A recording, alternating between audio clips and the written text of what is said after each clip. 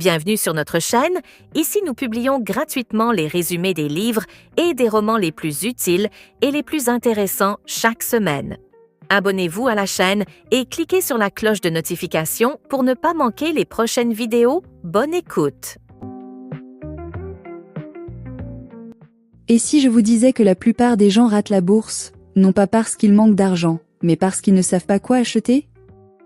Bernard Mony, l'un des journalistes financiers les plus respectés du Québec, a passé des décennies à étudier les investisseurs qui s'enrichissent vraiment. Et dans son livre Investir à la bourse et s'enrichir, il révèle une vérité qui va changer votre façon de voir le marché.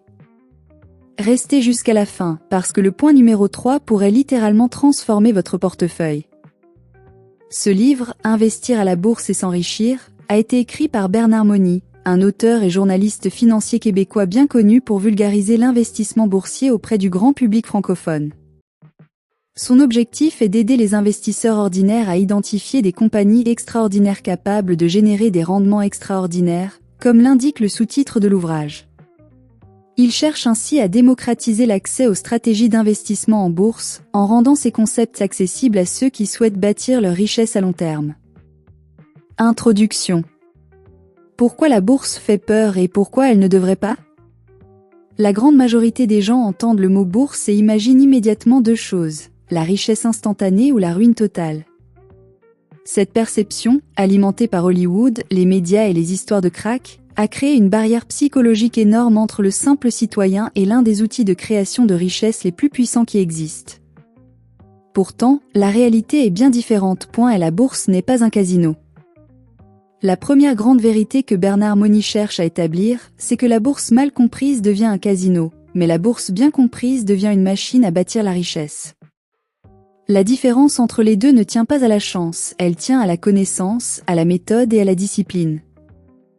Trop d'investisseurs débutants arrivent sur le marché avec de mauvaises habitudes. Ils suivent les tendances, écoutent les rumeurs, réagissent aux manchettes. Ils achètent quand tout le monde est euphorique et vendent quand tout le monde panique. C'est précisément l'inverse de ce qu'il faut faire. Pensez comme un propriétaire, pas comme un spéculateur. L'idée centrale du livre repose sur un changement de mentalité fondamentale. Acheter une action, ce n'est pas acheter un symbole sur un écran.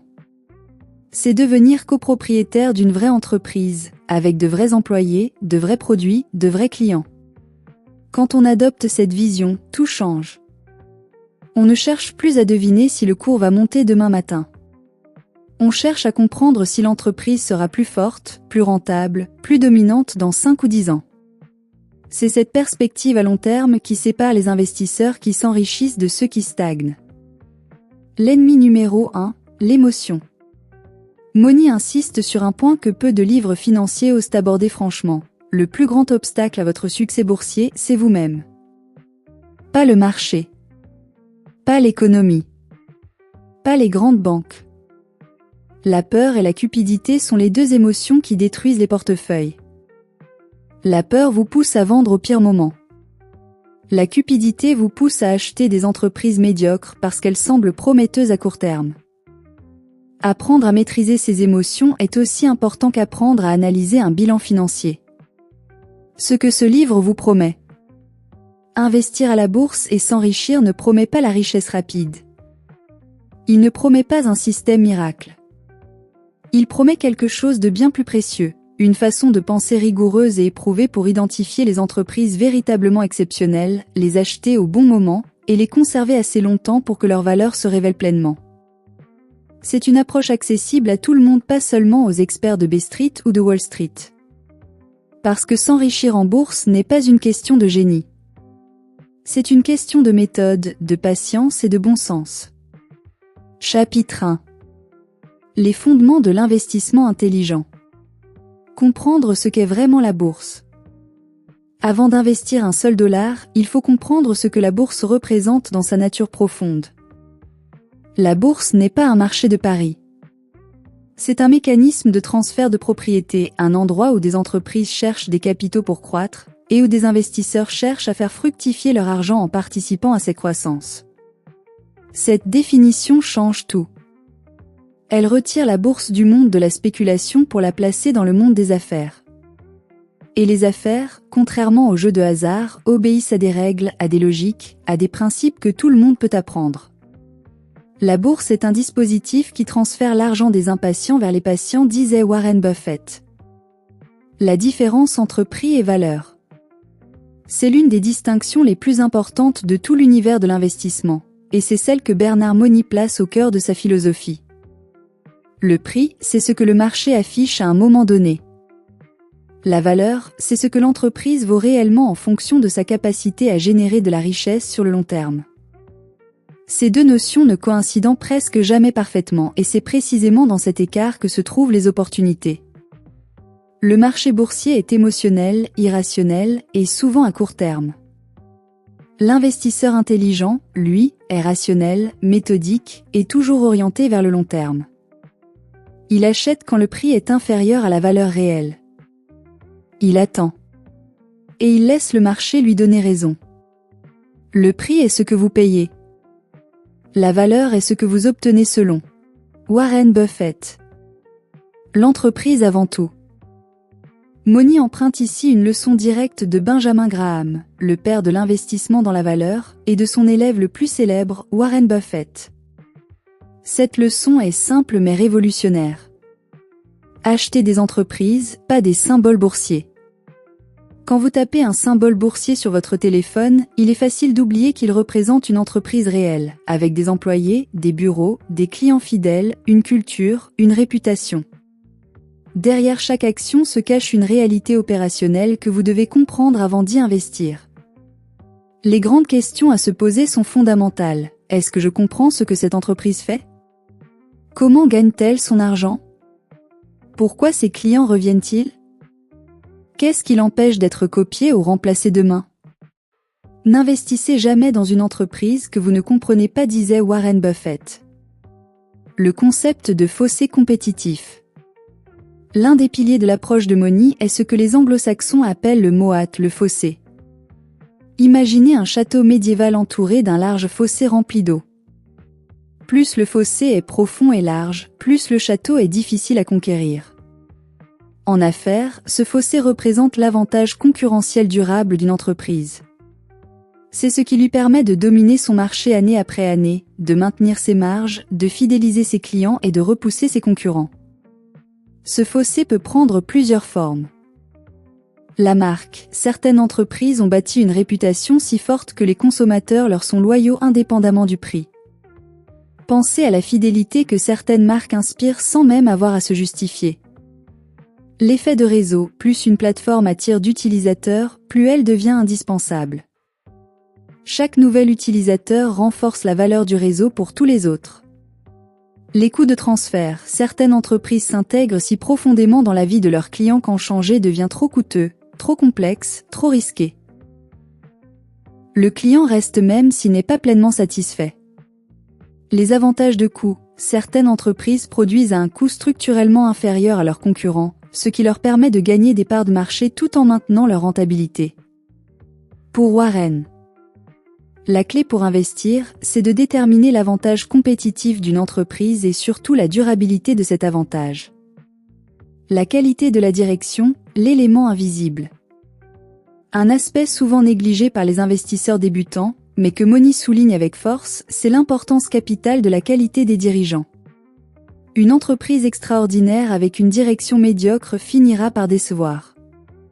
À l'inverse, une direction exceptionnelle peut transformer une entreprise ordinaire en machine à créer de la valeur. Les grands investisseurs consacrent autant de temps à étudier les hommes et femmes aux commandes qu'à analyser les états financiers. Ce qu'on cherche dans une direction solide, c'est l'intégrité d'abord des dirigeants honnêtes envers leurs actionnaires, qui communiquent clairement, même quand les nouvelles sont mauvaises. On cherche aussi une vision à long terme, car les dirigeants qui sacrifient l'avenir pour embellir le présent finissent toujours par nuire à leurs actionnaires. Et on cherche une allocation de capital intelligente, savoir quoi faire avec les profits générés est un art en soi. Quand une direction brillante s'attaque à une entreprise fondamentalement mauvaise, c'est la réputation de l'entreprise qui sort intacte selon Warren Buffett.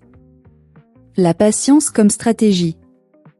Si Money insiste sur un seul comportement tout au long de son livre, c'est bien celui-là. La patience est la vertu la plus rentable en investissement. Le marché boursier récompense rarement l'agitation. Il récompense la réflexion, la conviction et la durée. Les investisseurs qui changent constamment de portefeuille, qui réagissent à chaque nouvelle, qui cherchent la prochaine mode, finissent statistiquement par sous-performer ceux qui choisissent avec soin et conservent longtemps.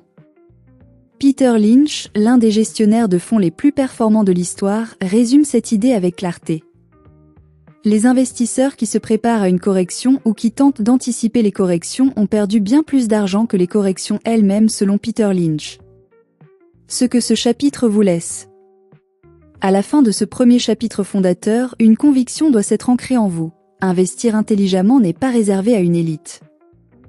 C'est une discipline accessible à quiconque accepte d'apprendre à penser différemment, à voir au-delà du bruit quotidien des marchés, à chercher la valeur là où les autres voient seulement des prix, et à avoir la patience que la grande majorité des investisseurs ne possèdent pas.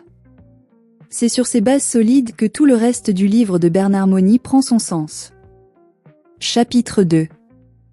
Reconnaître les compagnies extraordinaires. Le défi de la sélection. Si tout le monde savait reconnaître une grande entreprise, tout le monde serait riche. Le problème, c'est que la majorité des investisseurs confondent une bonne entreprise avec une grande entreprise cotée en bourse. Ce sont deux choses fondamentalement différentes. Une bonne entreprise génère des profits. Une entreprise extraordinaire, elle, génère des profits croissants, de façon prévisible, année après année, dans presque toutes les conditions économiques. Elle ne survit pas aux crises, elle les traverse et en ressort plus forte. C'est cette différence subtile mais décisive que Money cherche à vous apprendre à voir. Comme le disait Warren Buffett, il vaut mieux acheter une entreprise extraordinaire à un prix ordinaire qu'une entreprise ordinaire à un prix extraordinaire. Le premier critère, la simplicité du modèle d'affaires.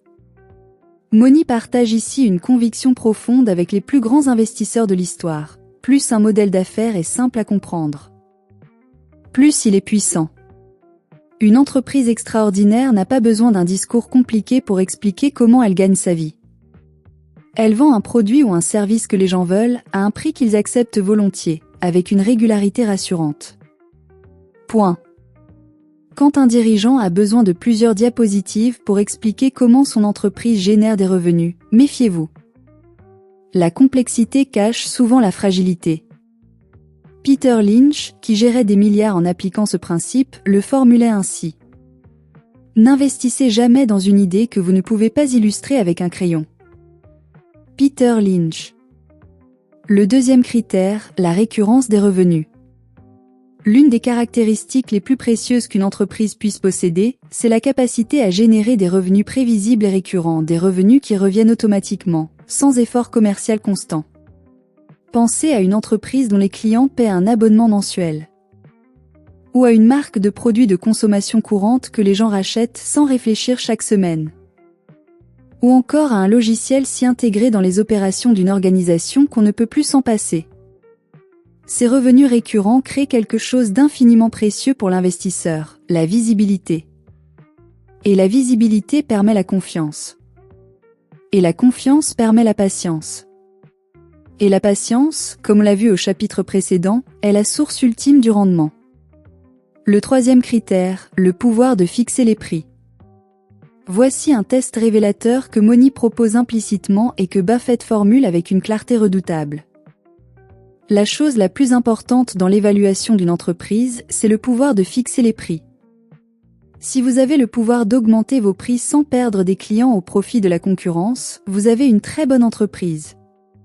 Selon Warren Buffett, une entreprise qui doit constamment baisser ses prix pour rester compétitive est une entreprise fragile. Elle court sans cesse après ses clients. Elle sacrifie ses marges pour survivre. Une entreprise extraordinaire, au contraire, peut augmenter ses prix et ses clients suivent. Pas parce qu'ils n'ont pas le choix, mais parce que la valeur perçue est tellement supérieure que le prix devient secondaire. C'est le signe d'une marque forte, d'un produit irremplaçable, d'une loyauté profonde. Le quatrième critère, des marges solides et croissantes. Les marges bénéficiaires sont le thermomètre de la santé d'une entreprise. Elles révèlent combien de chaque dollar de vente se transforme réellement en profit. Une entreprise avec des marges faibles doit vendre énormément pour générer peu.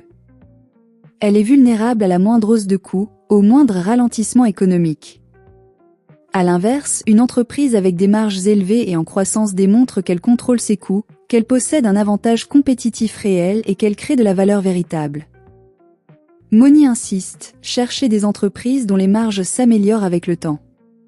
C'est le signe que leur avantage compétitif se renforce plutôt qu'il ne s'érode. Le 5e critère, une direction alignée avec les actionnaires. Moni revient ici sur un point crucial qu'il approfondit davantage au chapitre 2. La direction doit penser et agir comme des propriétaires, pas comme des gestionnaires salariés. La différence est fondamentale. Un gestionnaire salarié peut être tenté de prendre des décisions qui embellissent les résultats à court terme pour justifier son bonus. Un propriétaire, lui, pense à la décennie suivante. Il réinvestit intelligemment. Il traite chaque dollar de profit comme s'il y appartenait personnellement, parce que c'est le cas. Un signal très positif, quand les dirigeants détiennent eux-mêmes une part significative des actions de leur propre entreprise. Leurs intérêts et les vôtres sont alors parfaitement alignés. Les dirigeants qui mangent leur propre cuisine sont ceux en qui vous pouvez avoir confiance. Peter Lynch. Savoir ce qu'on cherche et ce qu'on évite. Moni est tout aussi précis sur les signaux d'alarme que sur les signaux positifs. Une entreprise extraordinaire ne présente pas ces caractéristiques. Une dépendance excessive à un seul client, un seul produit ou une seule région géographique crée une fragilité dangereuse. Un endettement excessif transforme une légère tempête économique en catastrophe existentielle. Une direction qui change fréquemment de stratégie, qui multiplie les acquisitions hasardeuses ou qui communique de façon opaque avec ses actionnaires est une direction à fuir. Charlie Munger, l'associé de longue date de Warren Buffett, avait cette façon caractéristique de résumer la pensée inverse. Inversez toujours. Pensez à ce qui peut faire échouer plutôt qu'à ce qui peut réussir et évitez-le. L'importance du secteur d'activité. Une entreprise extraordinaire dans un secteur en déclin reste une entreprise en difficulté. Moni insiste sur la nécessité de comprendre non seulement l'entreprise, mais aussi l'industrie dans laquelle elle évolue. Les secteurs porteurs sont ceux où la demande est structurelle et durable, non pas liée à une mode passagère mais à un besoin fondamental et croissant de la société. La santé, la technologie indispensable, les biens de consommation courante, les infrastructures essentielles. Ces secteurs offrent un terreau fertile aux compagnies extraordinaires. À l'inverse, méfiez-vous des secteurs hypercycliques, des industries en transformation rapide où les avantages compétitifs d'aujourd'hui peuvent être balayés demain par une innovation disruptive. Trouvez ces compagnies dans la vie quotidienne. L'un des conseils les plus pratiques et les plus mémorables de Peter Lynch, que Moni partage pleinement, est celui-ci. Investissez dans ce que vous connaissez. Les meilleures idées d'investissement se trouvent souvent autour de vous. L'entreprise dont vous ne pouvez plus vous passer. Le produit que tout votre entourage utilise. Le service que vous recommandez spontanément à vos amis. Ces observations du quotidien peuvent être le point de départ d'une recherche approfondie sur une compagnie extraordinaire. Bien sûr, observer ne suffit pas.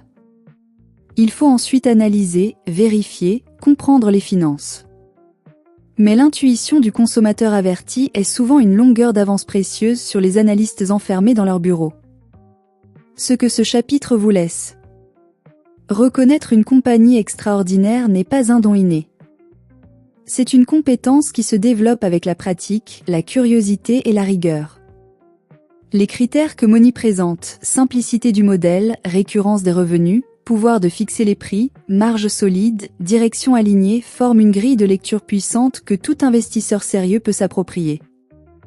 La prochaine étape est tout aussi cruciale. Même la meilleure entreprise du monde peut être un mauvais investissement si vous la payez trop cher. Chapitre 3. L'art d'évaluer la juste valeur. Le piège de la bonne entreprise au mauvais prix. Vous avez identifié une compagnie extraordinaire. Son modèle d'affaires est simple, ses revenus sont récurrents, sa direction est solide, son avantage compétitif est réel. Tout semble parfait. Mais voilà le piège que même les investisseurs expérimentés tombent régulièrement. payer trop cher une bonne entreprise reste une erreur coûteuse. Le prix d'entrée détermine votre rendement futur autant que la qualité de l'entreprise elle-même. C'est l'une des vérités les plus importantes et les moins comprises de tout l'univers de l'investissement. Peu importe à quel point une entreprise est extraordinaire, si vous la payez trop cher, votre investissement sera décevant. Prix versus valeur, allez plus loin. Au chapitre 1er, nous avons effleuré cette distinction fondamentale. Ici, Moni l'approfondit avec une précision chirurgicale. Le prix d'une action est une opinion collective, souvent irrationnelle, souvent émotionnelle, souvent déconnectée de la réalité économique sous-jacente. Il fluctue chaque jour selon les humeurs, les nouvelles, les craintes et les espoirs des millions de participants au marché. La valeur intrinsèque, elle, est une réalité économique. C'est ce que l'entreprise vaut réellement en fonction de sa capacité à générer de la richesse pour ses propriétaires sur le long terme.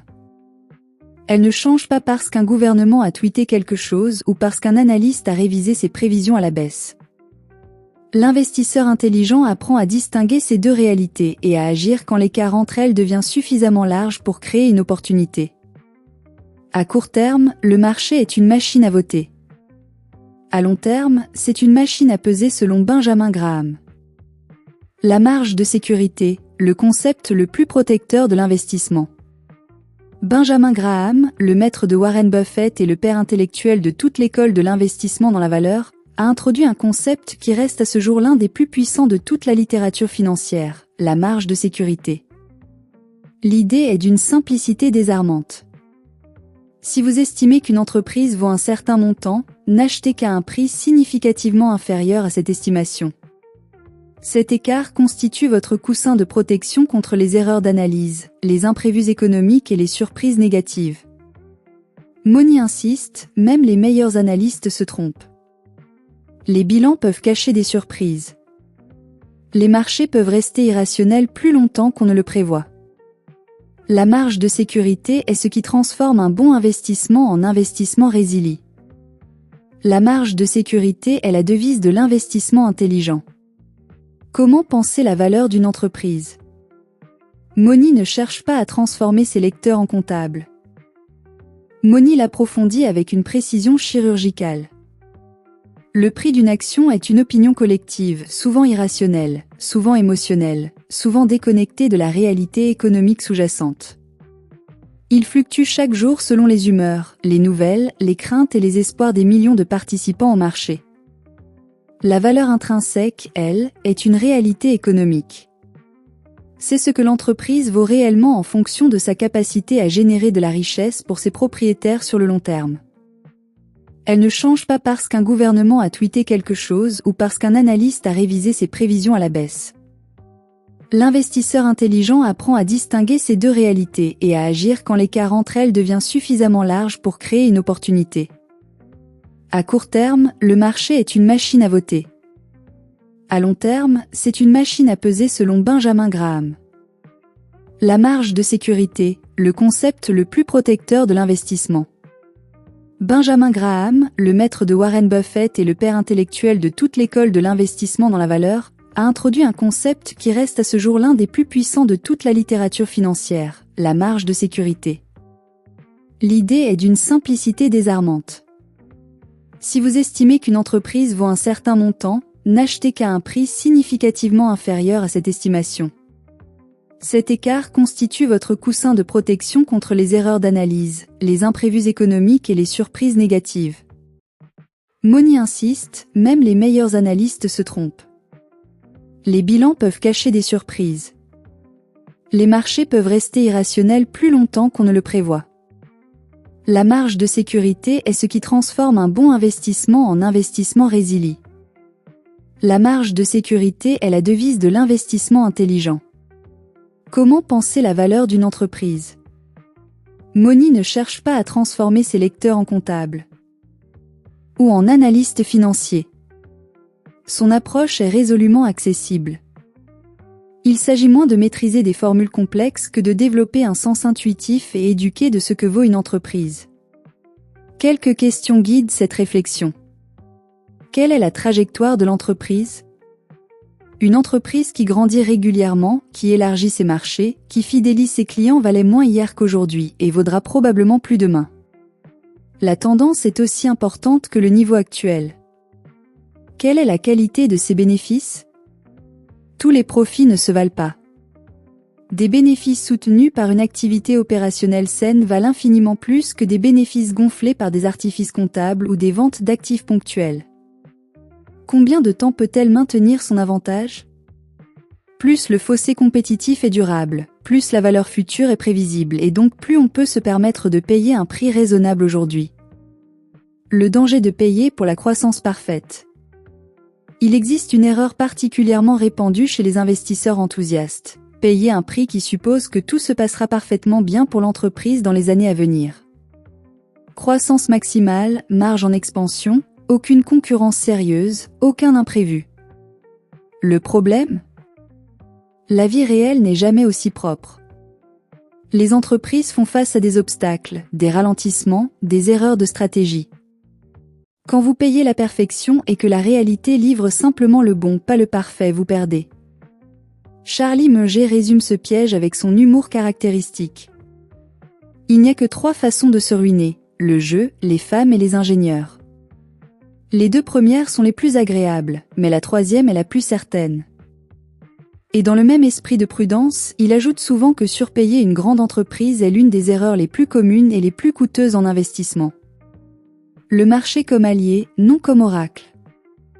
L'une des révolutions mentales que Moni cherche à provoquer chez son lecteur est de changer radicalement la façon dont on perçoit les fluctuations du marché. La plupart des investisseurs voient une baisse du marché comme une mauvaise nouvelle. L'investisseur intelligent, lui, y voit une opportunité. Si vous avez identifié une entreprise extraordinaire et que son prix baisse non pas parce que ses fondamentaux se sont détériorés mais simplement parce que le marché est craintif, c'est un cadeau. Benjamin Graham illustrait cette idée avec l'une des métaphores les plus célèbres de toute la littérature financière, celle de Monsieur Marché. Imaginez que vous êtes associé dans une affaire privée avec un certain Monsieur Marché. Chaque jour, il vous propose d'acheter votre part ou de vous vendre la sienne à un prix différent. Parfois son prix est raisonnable. Parfois il est euphorique et vous propose un prix absurde. Parfois il est déprimé et vous offre sa part pour une bouchée de pain. Votre travail n'est pas de suivre Monsieur Marché, c'est de profiter de ses excès. La patience comme condition de l'opportunité. Évaluer la valeur d'une entreprise est une chose. Attendre le bon prix en est une autre et c'est souvent la plus difficile psychologiquement.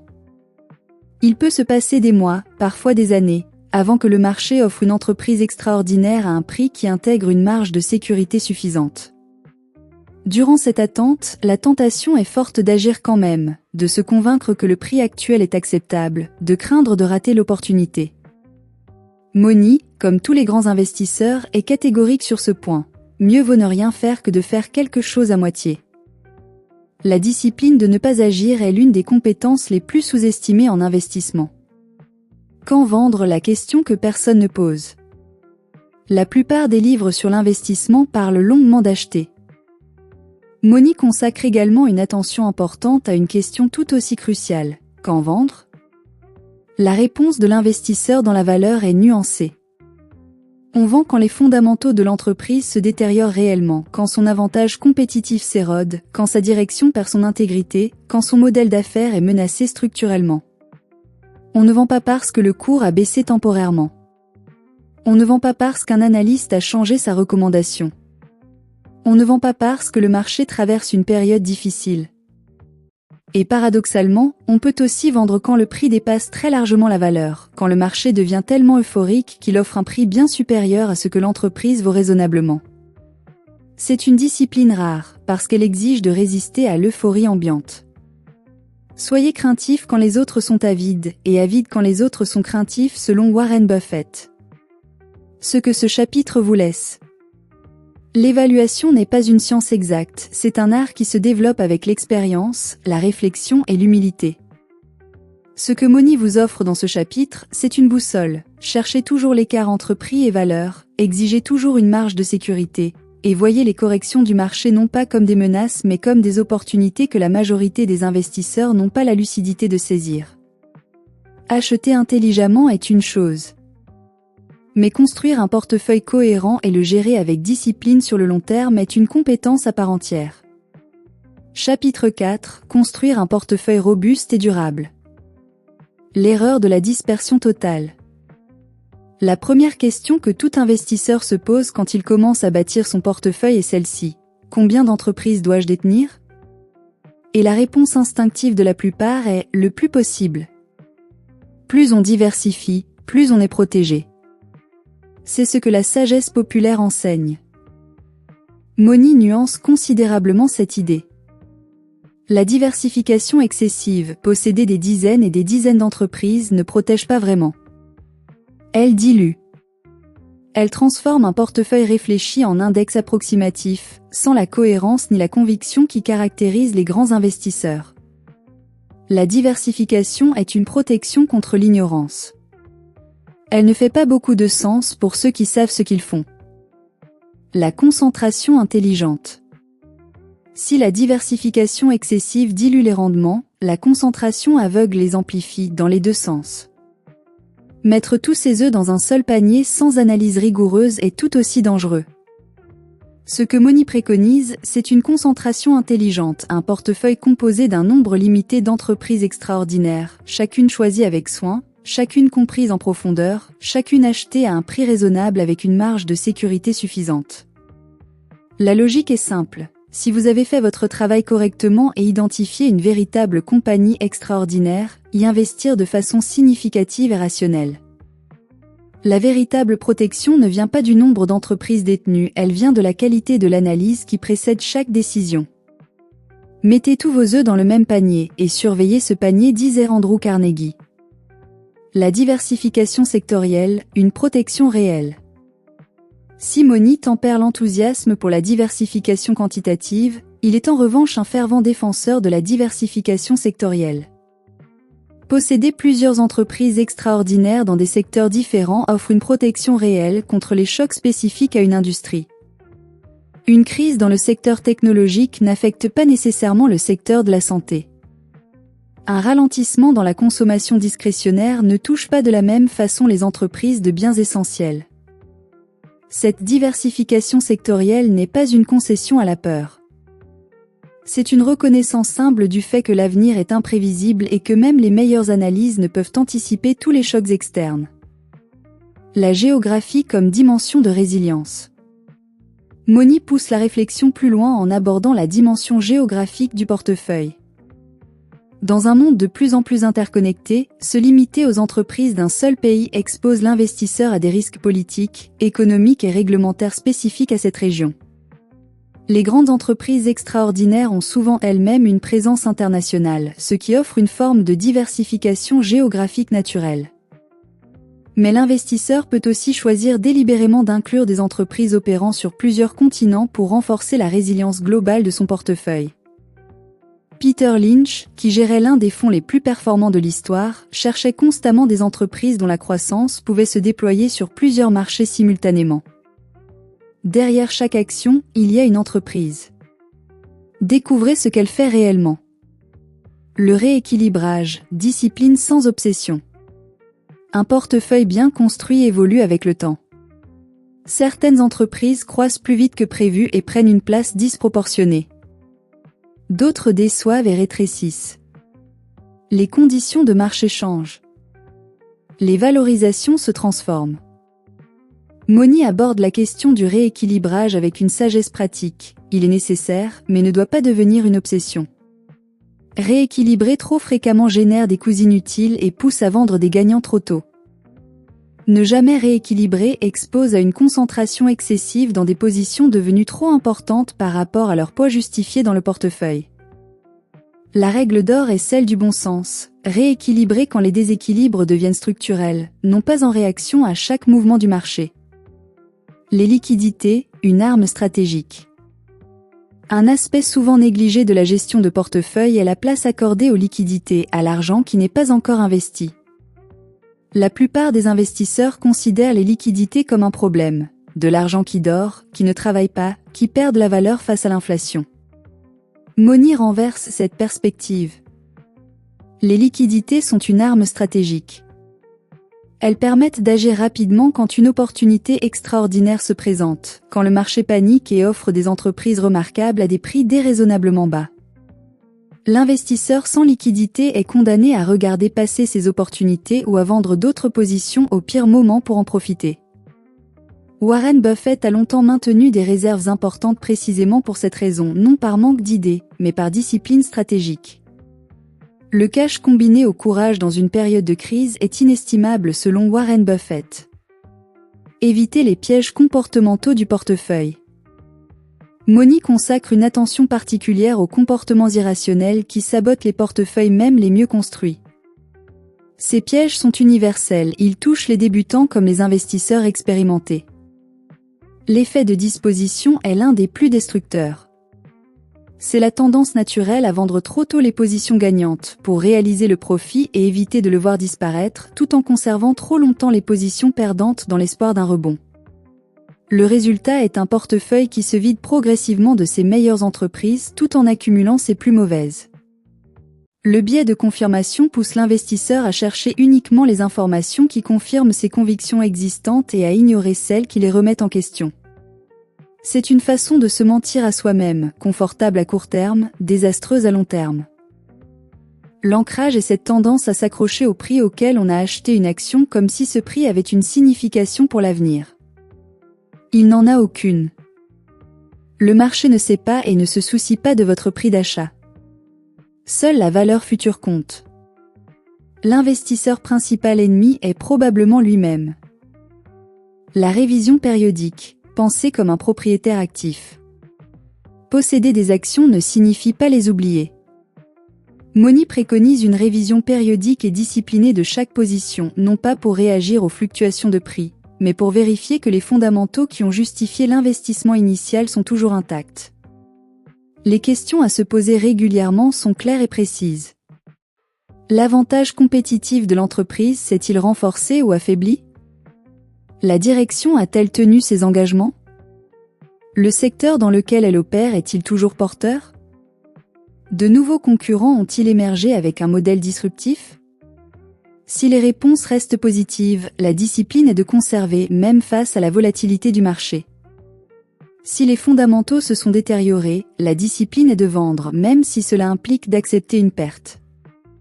Le portefeuille comme reflet de votre philosophie. Moni conclut ce chapitre avec une réflexion plus profonde et plus personnelle. Un portefeuille bien construit n'est pas seulement un outil financier. C'est le reflet concret de votre philosophie d'investissement, de votre discipline, de votre capacité à penser à long terme dans un monde qui récompense l'immédiateté. Chaque entreprise que vous choisissez d'y inclure dit quelque chose sur votre façon de voir le monde économique, sur les secteurs que vous comprenez, sur les dirigeants en qui vous avez confiance, sur les tendances auxquelles vous croyez. Charlie Munger exprimait cette idée avec sa profondeur habituelle. Montrez-moi votre portefeuille et je vous dirai qui vous êtes en tant qu'investisseur et peut-être en tant que personne. Ce que ce chapitre vous laisse. Construire un portefeuille robuste est un acte de conviction autant que de discipline. Ni trop concentré pour éviter la fragilité, ni trop dispersé pour éviter la médiocrité. Diversifier sectoriellement et géographiquement pour absorber les chocs imprévisibles. Rééquilibrer avec sagesse plutôt qu'avec frénésie. Soutenu par des liquidités stratégiques pour saisir les opportunités que la peur des autres crée. Et surtout constamment aligné avec une philosophie claire, cohérente et profondément personnelle. Bâtir la richesse en bourse n'est pas une course de vitesse. C'est un marathon qui récompense ceux qui avancent méthodiquement, sans se laisser distraire par le bruit ambiant. Alors voilà les grandes leçons de Bernard Moni. Pensez comme un propriétaire, pas comme un spéculateur. Cherchez des compagnies extraordinaires avec de vrais avantages compétitifs. Achetez au bon prix, la patience est votre meilleure arme. Investissez sur le long terme et laissez la magie des intérêts composés opérer. La bourse n'est pas un casino si vous savez ce que vous faites.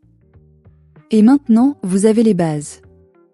Si cette vidéo vous a apporté de la valeur, abonnez-vous, laissez un pouce bleu et dites-moi en commentaire, quelle compagnie extraordinaire vous avez dans votre mire en ce moment.